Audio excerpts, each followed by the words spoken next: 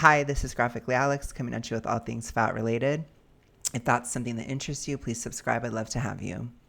Today, I wanted to revisit this show because I want to revisit the concept of a revenge body. I've been wanting to talk about it for a while. There have been times this year where I have wondered about doing it or about having that mindset or using that mindset. I wonder if maybe this is something that can work at different levels of obesity, or if this is something that can work at different levels of health. I personally would never suggest this for somebody who's super morbidly obese and over the age of 25. I think if you're in that category, your body's usually under a lot of stress, and the idea of a revenge body can be stressful on the body and mind. But like I said, as I've lost more weight, I've gotten more into the morbid obese category. Things have changed. The journey has changed. And it does make me wonder about considering this mindset at times. So I would really like to hear from you guys about what you think about the concept of a revenge body. If any of you guys have lost weight because of that, let me know. But we're just going to go ahead and read this article and break down the arguments, I guess, and I'll give my opinion. So let's go ahead. Okay. Reasons not to watch Revenge Body with Khloe Kardashian. So this is an older article. It's from 2017. Okay. 5 full minutes after sitting down to write a story about why Revenge Body with Khloe Kardashian is a no good, very bad show, I still hadn't found a first sentence. That's because there is no one sentence, nay paragraph, which can wholly summarize why Revenge Body with Khloe Kardashian is hateful, base, and boring garbage. I will say I never watched it, for the record. I just never did. It didn't appeal to me at the time. But it was interesting. It was like an interesting concept, but I think I only watched like 1 or 2 episodes. There are so many reasons the mind reels. Still, having watched the first episode, I can only conclude that this show will be shredded to ribbons by media critics as well as body positive finger waggers like yours truly. But I am also just as sure that the show will be watched by millions. It will be popular amongst hate watchers, sincere Kardashian diehards, and more importantly, people who believe on some level that their worth is intrinsically linked to their physical appearance.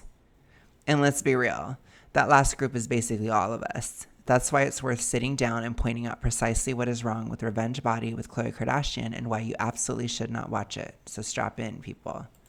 I'm going to make this text a little bit bigger. Okay.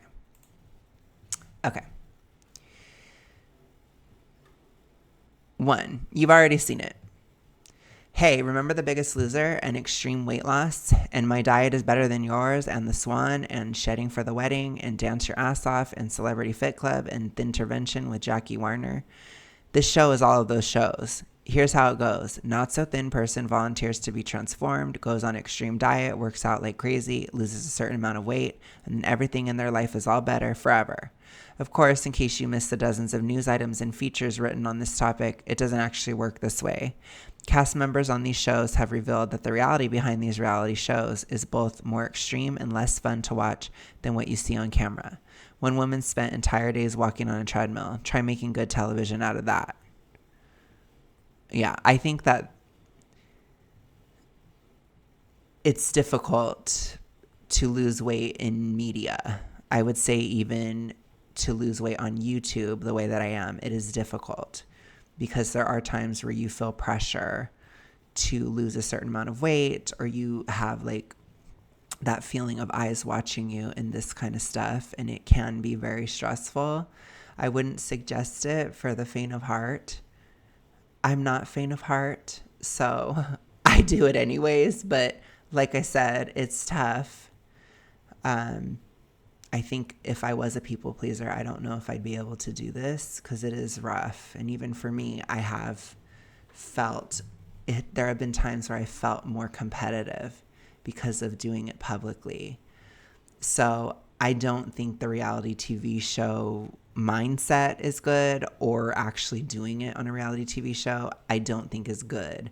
I think it's always better to have a mindset of slow and steady wins the race, and just being like focused on yourself and your journey first and foremost.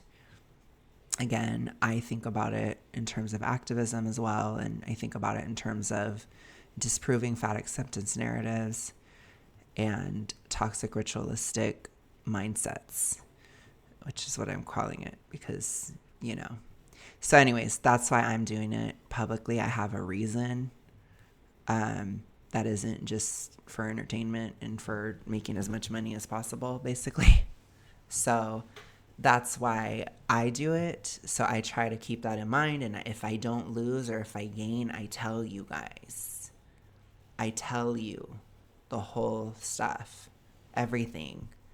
And it's there so you can understand, oh, he lost at this point, he gained at this point, he lost it back, and then continued down at this point, etc., etc., etc. I talk a lot about bloating and things, and try to keep weight loss as realistic as possible, especially when from where I started, which was a super morbidly obese place. I was 383 pounds when I very, very first started losing. And now I'm around 275. So I've documented all that. So, yeah. But it's taken 2 years, and it's been a process where I've had to deal with physical health issues. I had to overcome mental health issues to even implement this. So there's a lot of stuff that went into it. But yeah, this just taking a random person on the street and then having them go into this competitive mindset, I agree, is bad. So I will say that. The only part that's true to life is the fact that people who lose weight on these shows typically regain it and then some. Usually there's an unhealthy mindset. Usually there's unsustainable ways of losing it and terrible mindsets that would lead to regain. Last year, a study of former Biggest Loser contestants reported that not only did the cast members regain the weight within 6 years, but that their metabolism and appetite hormones appeared to have been permanently altered by the extreme and sudden weight loss. So I will say it's not necessarily, in my opinion, it's not permanent. It has to do with hypothyroidism, which I talk a lot about on the channel. People do extreme diets that affect their thyroid health, and they would have to restore their health. So you got to do stuff. You got to replenish nutrients. You got to work with it. You got to have less estrogenic foods and these types of things to bring it back. And it can take a long time, especially if you really damaged it by doing a horrible diet and then likely binging afterwards, then on food that is not good for the thyroid. Then you're going to have a serious issue. But I have definitely improved my metabolism over the years. So it's not necessarily permanent, but it can last a while. You know, my metabolism has improved, but it's taken years. So it's not going to be something that's just like, I'm just going to do it really quick. I'm going to just restore this real fast. It's like, no. It's probably going to take 6 months to a year at least. And in severe cases, it can take years. I've been working at this since March of 2021. So I'm going on almost 3.5 years in September. That's a long time. So it is not fast. If you damage your metabolism, if you do these things, if you damage your health by losing weight in these really, really harsh ways, or in my case, there was some toxic ritualistic behavior that went into it, you're going to have issues that will take time to heal. But I will just say there is some hope. Okay, it's not like you can never get back to some kind of level, at least within the range of your age, you know? Okay, anyways. Of course, this merely echoes the myriad of other reports and research indicating that attempting to lose weight typically does not work in the long term. Okay, well, it has worked. That's why I'm losing it publicly. So I can be here and be like, it's worked. Bing! It's here. Bing.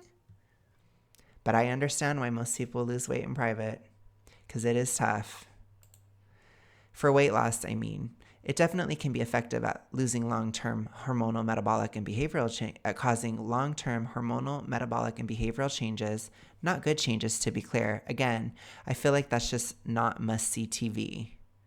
Yeah, well, staying obese can do this too. Staying super morbidly obese can cause long-term hormonal, metabolic, and behavioral changes as well. So can morbid obesity and obesity. Staying obese can cause these same problems. That's the conundrum, isn't it? And that's something that you don't want to talk about. Okay, number 2. The producers are not even trying. The first revenge body cast member we meet is Will, a gay man living in Los Angeles who's just been dumped because, as he puts it, my boyfriend told me that he wasn't attracted to me anymore. He continues via voiceover as we watch him sit in the dark, nearly empty apartment, eating Chinese takeout. And I know I had gained weight, but I didn't know it was like that bad, like I wasn't attractive. Cue sad plinky piano score. Will's pain is obviously real and fresh. He tears up almost every time he mentions his ex, Kyle. That's why it's even harder to watch the show try to twist his actual sadness into TV sadness. He stares in a mirror, hands on his stomach, saying, I don't like what I see at all. I see a fat, lonely person. Yeah, that's horrible. So this is really bad. I do not think that this is a good mindset whatsoever. I think if you're fat, you don't have to be lonely. You can make friends, you can be around family, you can have a social life. Being thin is definitely not a prerequisite for not being lonely. So that's wrong. This is not a good mindset. This is a toxic mindset, period. Like I said, when it comes to dating and romance and things like that, maybe somebody at a certain standard is not going to want you if you're at a different standard. But that goes across many different levels. That is not only in terms of fitness. It's in terms of many things. So it's just one of those things, and it should be seen as just as important as everything else. Okay? Am I clear? Okay. In the next shot, he is lying in bed, I swear to God, spooning a giant stuffed animal. If not for that plinky piano music, you'd surely be able to hear the producer off camera saying, that's great. Now, yeah, just snuggle up to the teddy bear and think about how alone you are. Can you maybe give the teddy bear a kiss? Look, we're all aware that producing reality TV is a dirty business. Will is an adult and he signed up for this, but that teddy bear didn't ask for this BS. Oh my gosh. That was cheesy. Okay. 3. Unless you really, really like Khloe Kardashian, you'll be bored to sobs. This is probably a fair criticism. The only difference between this and every single other weight loss reality show is that the Khloe factor. About 20 to 25% of each episode is devoted to reminding you that Khloe Kardashian is a very big deal. There are long documentary-style shots of her stepping onto the set and adjusting herself in her seat, getting ready to interview subjects. I'm serious. We're supposed to be thrilled at the sight of her sitting, just like us. Before meeting her, cast members stand around freaking out about the fact that they're about to meet Khloe Kardashian. This is funny. That's funny. It was just one of those moments that you never forget in your life, Will says. In theory, she's meant to be sitting down with cast members to talk about their story, but a good portion of this interview is about how much they love her and how amazing she is and how real she is and how she is just so, she's so beautiful. So why are you here today? Khloe asks Will. She does let him speak for a minute, during which time his actual human emotions come through again, and he says, when I met Kyle, I found more than what I already had. I didn't know there was more. He changed my life. That's sad. I will say, I feel like I have to bring up my infamous breakup that I've brought up way too many times. But when it was fresh last year, it is very difficult. You're not in a great mindset. And I don't like that this show is exploiting that, because you're kind of vulnerable. Often you're losing, like, in some cases, you can feel like you're losing a part of your identity. You're losing your routine. Like for me, that was a major thing, was like my routine, because I thought about him every day and it was like I had to stop. And that was just so hard for me to consider. And, for me, that was the aspect that really hit me, was that routine aspect. And it can be you can feel very lost in a moment like that. Now, in my case, I did not lose weight for revenge body reasons last year. I had already lost about 30 pounds in 2022. And so I just continued losing in 2023. And it was more so about, I'm not going to let this change my plans. So it wasn't really a revenge body. It was more so, I'm not going to let this breakup disrupt what I was already accomplishing and doing. And that included starting this channel in this way, starting the activistic piece, and not really starting, but continuing the weight loss. All those different things. I was not going to let a breakup wreck that.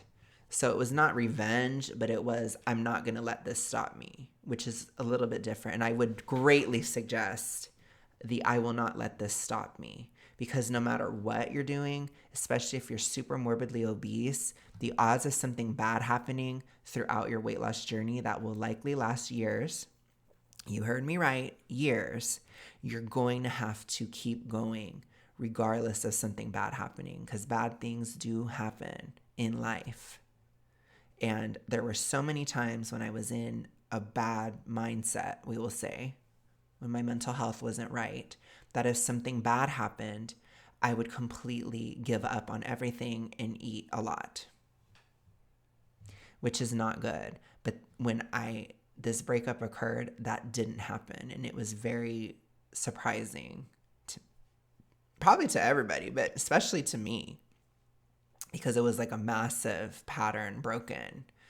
So yeah, I will say, get to the point where your weight loss does not depend on your life circumstances, because there's always going to be something.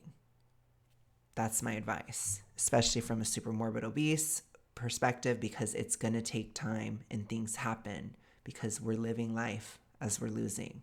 So things happen during weight loss. Good things happen and bad things happen. Life happens. So you cannot let life cause you to regress or to stop. Okay? Anyways, that's my advice.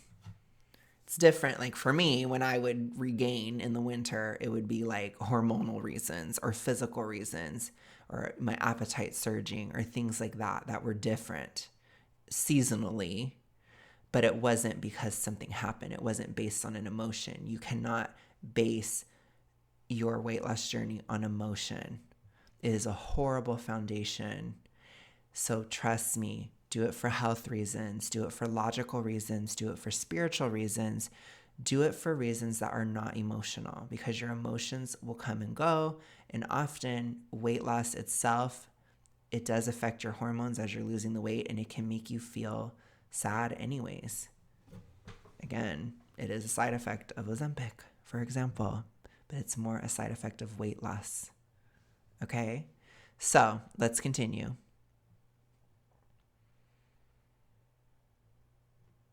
But of course, this is really all about Khloe.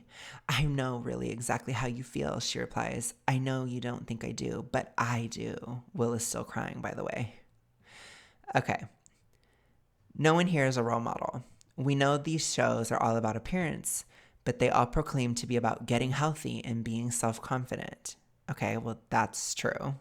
However, if they're not losing the weight in a healthy way, then it isn't about getting healthy. If you're hating yourself to lose the weight, then it isn't about being confident or self-confident. You see, so it is about health, absolutely. If you do it healthfully, and if you do it through, in my opinion, body neutrality, but in other people's opinions, self-love, right? My opinion would be neutrality.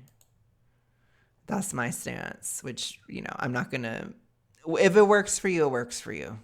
I just tell you what works for me and what I would suggest, but I'm not going to split hairs on that. We're supposed to relate to the subjects when they hate themselves because we hate ourselves too. And then be inspired when they hit their goal weight and everything in their life suddenly changes for the way, way better.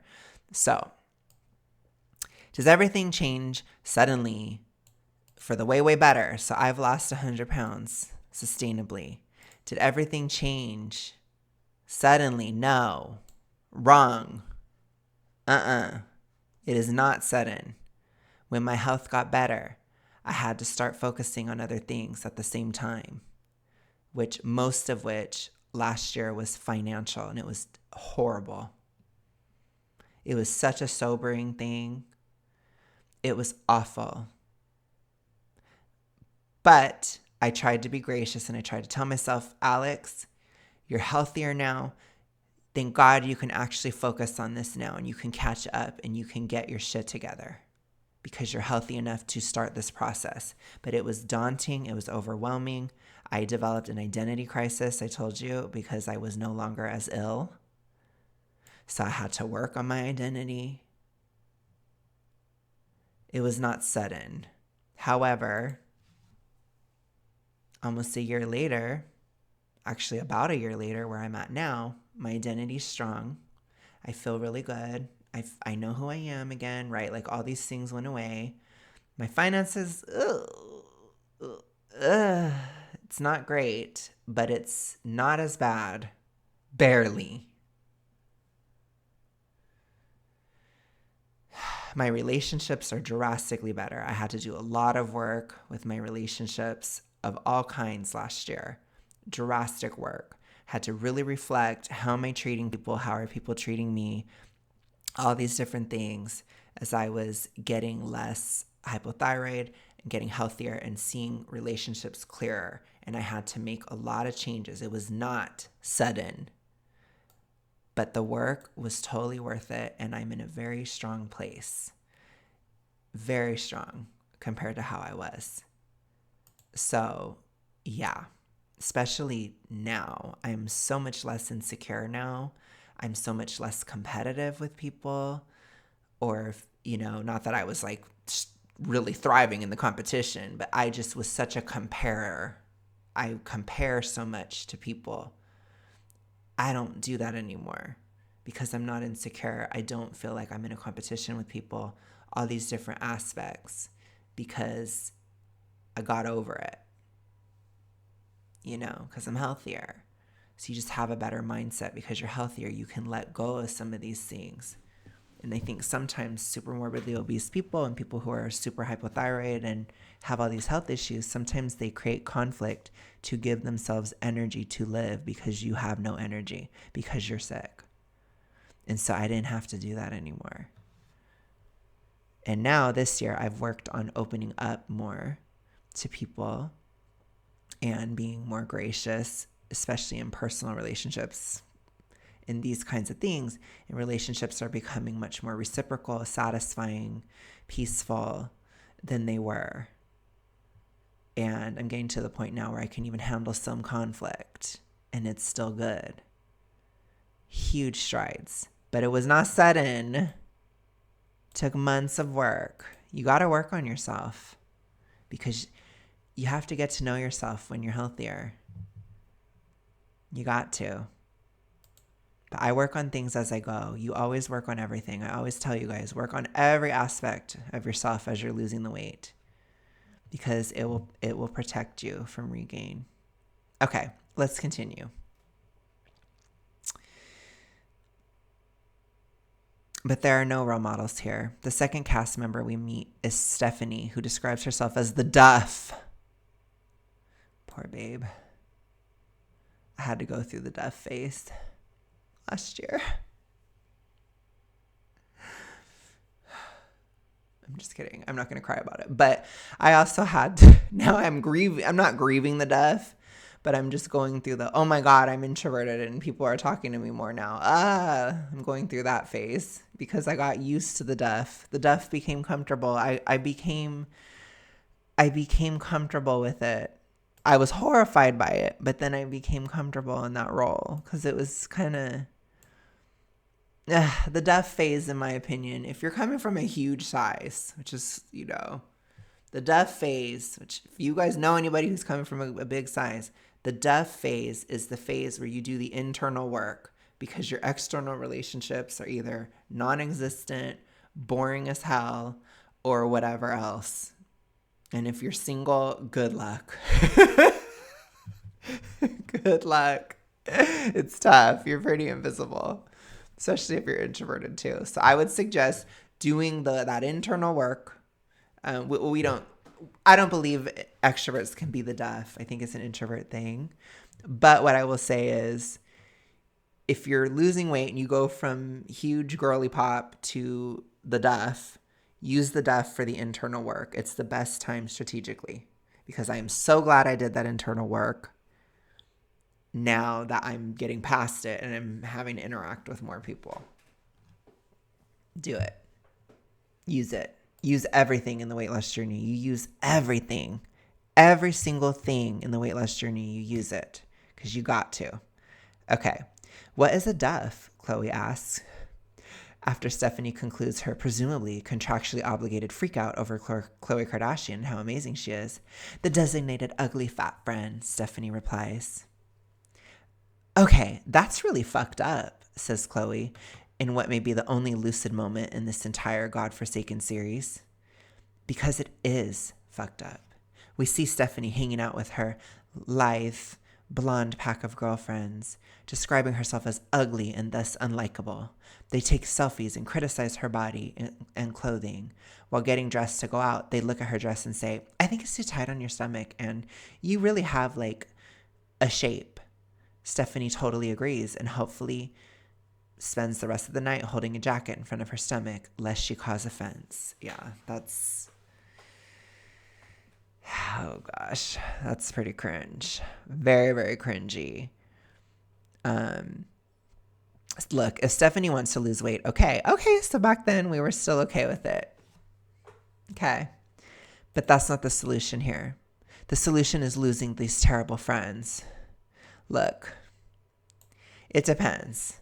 If your friends are being all nasty, if your friends are being all nasty to you, then yes. A lot of very fat people, for many different reasons, both mental and physical health, they struggle with boundaries. It's real. It's a major thing. So if these friends are truly terrible and they treat you like crap, then yes, you may have to get rid of them. That is a possibility, but it may not be the case. Things may be able to be negotiated. There may be a solution. Try to do the solution. Try. If it doesn't work, I get it. But don't just throw people away because it's not always that case. And sometimes when you're losing weight, you can think of things more black and white. It's hard to describe unless if you've done it, but it's tricky sometimes mentally. So just be negotiating. I get it. As an introvert, it's easy sometimes to just throw people out, but you shouldn't do that because it's terrible. I've regretted that every time I've done it. I haven't done it in a minute, which is good, but just saying. Reassess your boundaries in the deaf phase. It's a great time to do it. Negotiate relationships in the deaf phase because you don't want to create more trauma by having splits that are unnecessary. It is horrible. It is a horrible suggestion to just be like, get rid of him. No, see what the issue is. Are they doing all that because of how she's acting, or is it, what's the whole story? Ask them. They're your friends. Try to get an answer. If it's like, oh, well, you're always complaining about this, or you're always this, or always that, or whatever. Okay, then maybe you can start to negotiate it. But if it really is that they're just your friend because they want to compare themselves to you and feel better then yeah, then be done. In fact, they might even be done with you as you lose the weight, if you have toxic friends like that. So I'm just saying, just explore options with relationships. That would be my suggestion. It has really helped me Really helped me. Okay. Stephanie needs to meet new people, not please the shitty people she's surrounded with. The same goes for Will. Losing weight isn't going to unbreak his heart and make his ex-boyfriend move back in. If Kyle would literally be willing to break the lease on his new apartment, lose his security deposit, pack up all his stuff for the second time in a year, and move back in just because Will lost 40 pounds, then Will has way bigger problems. It's ridiculous. So what I will say here, I will give Kyle and Will's situation some clarity. It's usually not just the weight, okay? When it comes to romance, it's never just the weight. It never is just that. Does the weight matter? Yes, it does. But usually the weight matters because of what it represents. It's not literally only aesthetics, because if they were not into you aesthetically, they wouldn't have been with you anyways in the first place. So there's usually a lot going on around this, and that leads to the breakup. It is not 100% just the weight. That is not how it works. Can weight help? Yes, it can. Weight absolutely does help in romance and dating, but it's not going to get you anywhere. If you have zero charisma, if you're horrible to be around, if you're a hot mess, if you don't have anything together, if you're nasty and controlling, or you have severe mental health issues that you have not even attempted to address, you will still probably be single or have a really bad relationship, or you may still not get that guy you want, basically. But if you're getting all your stuff together and you guys have a lot of compatibility and the weight is there and you're just like, gosh, like I'm competing in the dating market, I really want this person, I really like them, and you're overweight and you lose some weight, it could shift the balance. Does that make sense? So I'm not going to say that it's completely nothing, because that's not true. But it's not everything. Spoiler alert, Kyle probably broke up with him for more reasons than just this. Just saying. Okay, let's continue. Trainers aren't therapists. Khloe set up both Will and Stephanie with personal trainers. That's great. Working with a trainer can actually be a life-changing experience, especially if you're someone for whom working out is scary and unpleasant. A good trainer can teach you how to actually enjoy exercise and do it in a sustainable way. I love that. Thank you. Thank you, article. It's wonderful. And rational exercise can certainly have a positive impact on your life. But just to be clear, physical fitness is not happiness, and personal trainers are not therapists. Okay. So there's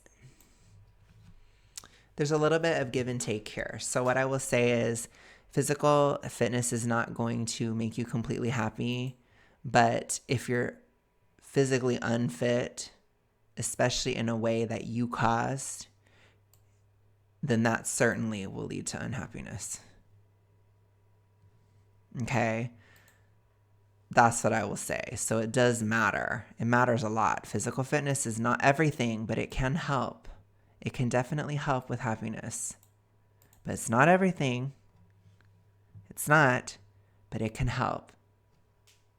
Because morbid obesity, super morbid obesity, you're probably not going to be happy with morbid and super morbid obesity.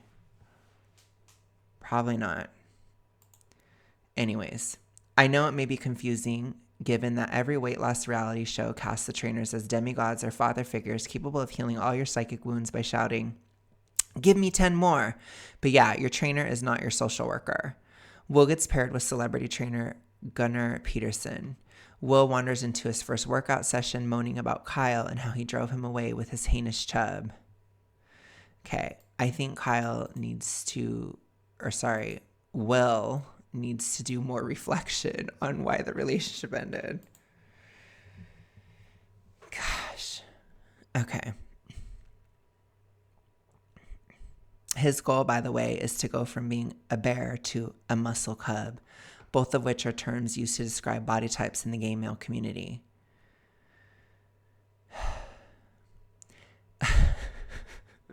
Gosh.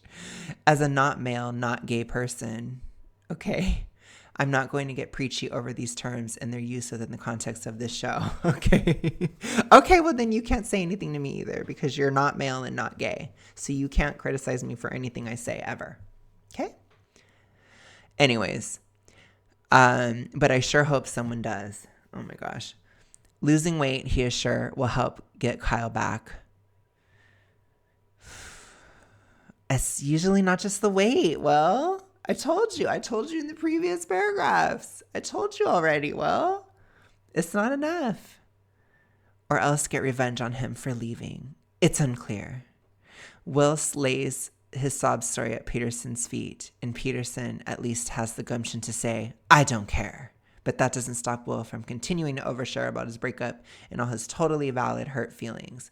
Core strength is rad, but Will clearly needs someone to talk this out with and say it with me. Your trainer is not your therapist. What I will say is, I don't know that the gym is like the answer to all your problems. I see a lot of memes and stuff about people who are like miserable and they go to the gym all the time. I should probably do like a video on that. Gosh, I'm getting a lot of ideas with these videos lately. But anyways, I see a lot of those memes on Instagram. And it's because like it's something. It's important. Trust me. Like I'm very much a believer in going to the gym or in physical fitness and exercise and having an active lifestyle. I think all those things are amazing. I will only ever praise those things, honestly, on this channel. It has vastly improved my ability to stick to my diet, my ability to get healthier, body composition, hormone regulation. So many aspects are improved by being active. You don't even know. Especially when you're trying to lose a very significant amount of weight. Activity is such an important tool. I think it is constantly undervalued, and it needs to be valued because if you can build muscle, that muscle is protective against regain, period. And you need all the help you can get. Okay. So anyways, with all that said, it's not everything. It's not going to solve all your problems. It's not going to necessarily get you over a breakup, for example. You have to process it. You have to reflect. You have to fall out of love with the person. It's a long process. It's a whole thing. And the gym can be a part of it, but it's not the answer completely. It isn't. I would suggest to Will, he needs to reflect on other issues of compatibility, issues on what he did wrong in the relationship, issues about what Kyle did wrong in the relationship, blah, blah, blah. Reflect. And in that sense, I will say getting dumped right before I entered duffdom is probably the best time to get dumped in retrospect, because I could reflect on all of my relationship issues, what I did wrong, what I'm no longer looking for in a partner, what he did wrong, all those different things. And it helped me so much. I feel like I have so much more of a clue of what I'm doing now, or what I want now, what I need now. And that's amazing. So again, duffdom is really good for all that reflection. Very good. So like I said, in retrospect, I think it was probably the best time for it to occur. Even though I hated it the whole way. But that's how life works sometimes. Anyways. Nor are they your dietitian, by the way, unless they are an actual registered dietitian, of course, or a PhD in nutrition science, as most trainers aren't. Stephanie gets paired with Luke Milton, who seems like a super friendly guy and may even be a good trainer. Sure, I couldn't find his credentials anywhere, but he is quite ripped, not to mention Australian. So that's something. Oh my gosh. I really wanted to like him because he is literally the only person on the show / in Stephanie's life who's being nice to her. But then he prescribes the following nutrition program to her. If it's had a life, it's good for ya. By this, he means plants, meat, and fish, which is fine. Really, I wish he just left food out of it because he's not a nutrition professional. So telling somebody to have natural foods that are not processed is somehow controversial? Huh? I mean, get a grip, girl. This person needs to get a grip. Anyways, But at the very least, I wish he'd been a little more clear on this point rather than relying on his very poetic generalization. It sort of sounds like a cannibal diet. No, it doesn't. I think you're projecting a bunch of BS into it because you're weird. That was weird. He's saying don't eat processed foods. It's not bad advice. You know, it's not advice that I've always taken throughout my weight loss journey. But in general, it is not bad advice. And at this point, I typically don't as much, you know. I'm just kidding. Especially now. I really haven't since I got back from LA. But I don't need the sugar right now. I just don't. So I'm not going to have it. 6, your body is not a weapon. Okay. This I can agree with, maybe. I'm just kidding. Finally, it's the entire preference of this show that makes it so unbelievably wrong. Who do you want to get revenge on? Khloe asked her subjects. Yeah, this is where I want to ask you guys your opinions too. I mean, obviously you guys can comment on anything, but I'm really interested in this topic. So let's see what this person says. Maybe their idea will help me figure out my idea. Khloe asked her subjects. Stephanie wants to get back at her mean friends, and Will wants to get back at his boyfriend. But neither of these situations really calls for vengeance so much as leaving behind the people that hurt you and moving on with your life. I understand that moving on with your life body isn't quite so catchy a title. But your body is not an instrument of vengeance. Okay. I don't necessarily disagree with this. I think moving on with your life body would be a great branding opportunity. No, I'm just kidding. Could you imagine? Could you imagine if I put that on a shirt or something? I'm like, I'm going to take what she said and use it. But I kind of like it because it's kind of on point because I really think that is a thing. Because that's honestly what I feel like I did. I feel like that's what I did last year. I moved on with my life. You know, it took a minute. Trust me. You know, it did. But I feel like at this point, I moved on. I moved on with my life body. So I kind of like it. Anyways. Perhaps that's why Will and Stephanie's respective stories end with such anticlimaxes that I find myself kind of embarrassed for both of them. In the grand tradition of weight loss shows, Revenge Body concludes with a big reveal.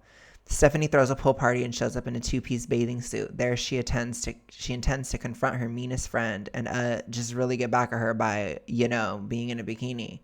The big showdown, of course, is just an awkward talk between women who don't really like each other. It's the same talk we've all had when running into someone we're not really friends with anymore at a cocktail party, except in swimsuits. Will throws a cocktail party hoping that Kyle will show up and, I guess, just burst into tears or propose. As ever, the revenge plan is a lot more exciting than the actual execution. I mean, this is a reality show, but Will's relationship was real.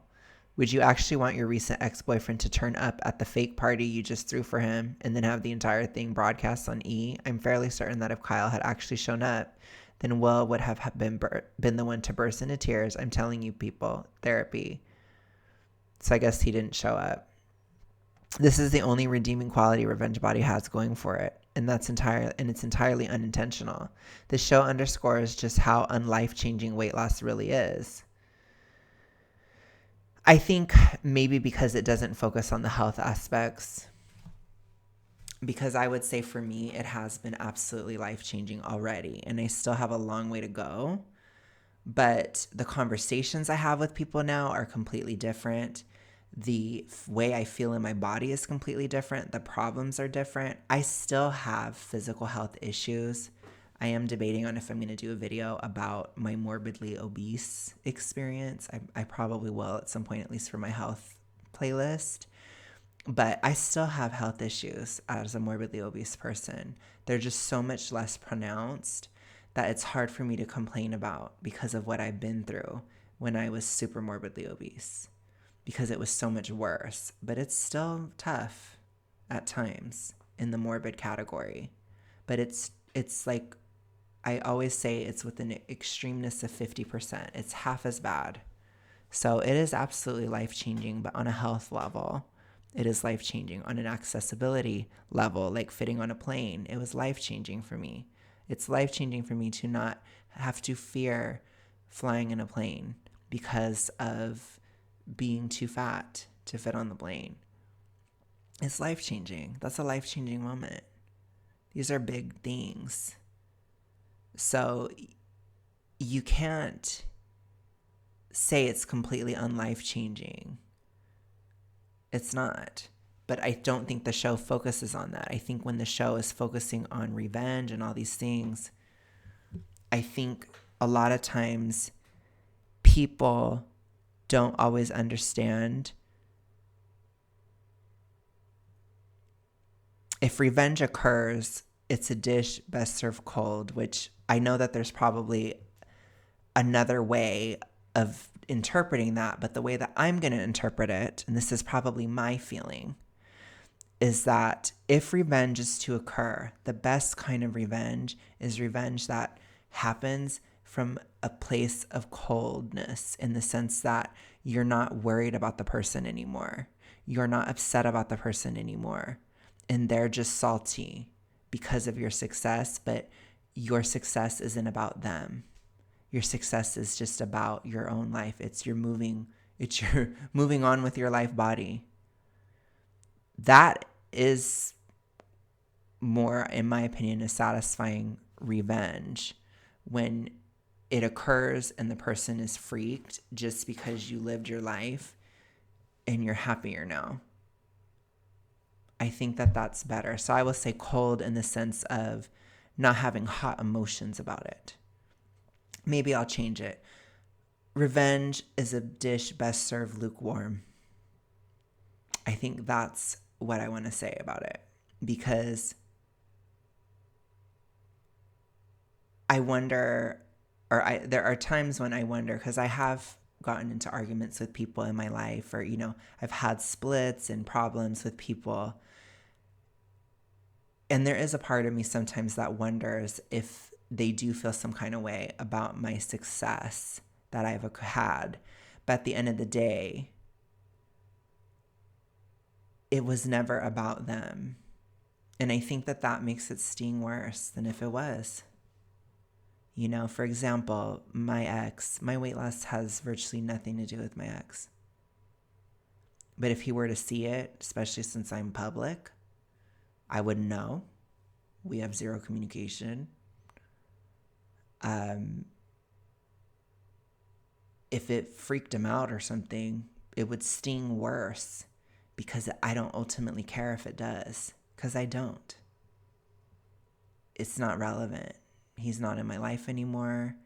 I've moved on in the sense that I'm completely over him. And I didn't lose the weight because of him. It had nothing to do with him. I had health pursuits that I wanted. I wanted to live a longer life. I wanted to live a fuller life. And I wanted to do everything I could to use the journey in a way that I believe serves the greater good. And that's why I did what I did. It had nothing to do with an ex. Because I don't think for me that was going to sustain, because then I'd have to continue to hate him forever, to continue to lose. And I don't want to. I don't hate him. I don't. Things don't work out sometimes. And I think if he feels some kind of way about it, that's his problem. It's not my problem. And so I feel like if you are concerned with this, or if you are really burned, or you do feel all these ways, I think it's best served lukewarm. That's my opinion. You guys can let me know what you think, but I think upon reading this, I figured out my answer. But let me know what you guys think. I will talk to you guys again soon. Have a good rest of your day, night, whatever. Peace.